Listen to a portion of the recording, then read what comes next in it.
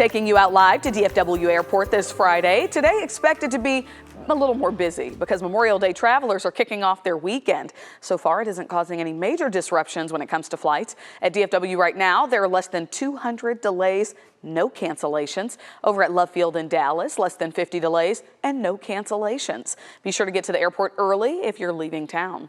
Yesterday, TSA says it had one of the busiest days ever recorded. The agency says it screened 2.93 million passengers that day. It ranks second to the Sunday after Thanksgiving last year, and that's typically the busiest travel day of each year. Officials predict today we'll see even higher numbers than Thursday. Thanks for sticking with us into our second half hour this midday. I'm Dia Wall. Nearly 44 million Americans are expected to travel through the holiday weekend. That's near a record high, and it's a 4% increase from just last year. But severe weather in some places threatens to upend those travel plans. Whether you're driving or flying, ABC's Morgan Norwood has the latest on what you can expect. It's the Memorial Day travel rush. There's a lot of traffic, and make sure you check your flight status. Passengers packing airports from coast to coast, putting airlines and TSA to the test ahead of the busy holiday weekend. Lines forming at Chicago O'Hare's airport. A similar story in Charlotte and Atlanta. 3.5 million taking flight, the most in almost 20 years. Just assume every one of them is in front of you in line, which is why you want to get to the airport. In this case, about 2 hours early. But the weather already causing trouble. Across the U.S., more than 8,500 flights delayed on Thursday, and more delays expected today. We're not anticipating delays from staffing, but the weather is out of our control, and we're just going to try to work to navigate safely through that. On Thursday, possible tornadoes were spotted in Oklahoma and Texas, and in Greenwood Lake outside New York City. 60-mile-an-hour winds taking down trees and power lines. The severe weather forcing ground stops at New York's JFK and LaGuardia airports.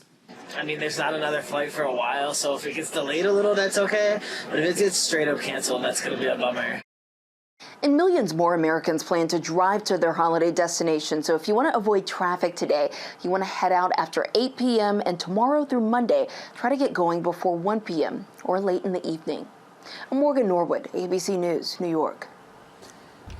And around here, we're going to have to deal with that heat and humidity for the first part of the weekend, especially taking you on out to Weatherford right now. You can see it's 87 degrees, but look at that heat index. Already feeling like it's 95 out there. We kind of have that hazy sunshine with the mostly cloudy skies, those gusty south winds, and coming back over to downtown Dallas, feeling like it's 86 with the mostly cloudy skies there right now. So we're going to be storm free for a few hours, but as we get into the afternoon, we will see those storm chances increasing here across North Texas. So do plan accordingly. If you're going to be out, maybe hitting the roads, maybe leaving town or around the 3-4 o'clock here this afternoon, we'll begin to see those storm chances going up. You can see as we head towards 6-7 o'clock tonight, those are storm chances about 30%. So not all of us will see storms or severe weather today, but we do have about a 30% coverage heading into this evening. Things should begin to settle down, though, as we head toward midnight tonight. We're going to see those temperatures climbing into the lower 90s. And it looks like the main concern will be with that large hail that we could see. Again, we do have that enhanced risk for the severe weather across the area. That is level 3, and that is going to be golf ball to maybe even baseball size hail at times a little bit later today.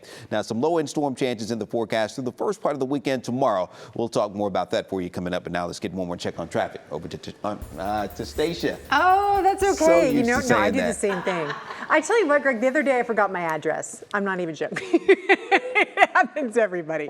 Well, maybe that didn't happen, but I quickly remembered it. Hey, as far as travel, though, if you're hitting the roads right now, no major issues, but it is a little bit of an issue that we're seeing along I-30. That's the only thing that you've got, and it's just a stalled vehicle on the side of the road, but it is causing a backup both directions. And so that's what we were seeing the last time I checked in with you, and really this is why. You know, it's kind of slower in this area, I-30 right east of downtown anyway, and now you have a stalled vehicle to add. No major accidents. The one we had along 80, that already cleared out. So again, if you're going outside right now, smooth sailing. But as Dia was talking about, just the sheer numbers, the volume of people hitting the road here in Texas, it's expected to be over 3.5 million. And that is the highest amount that they've expected since the year 2000 when they actually started recording the numbers. So before you go, real quick reminder, because some of these things you don't think about. Pack essential items, bring food and water, an emergency kit in your car. You never know what could happen or where you might be where you need that stuff.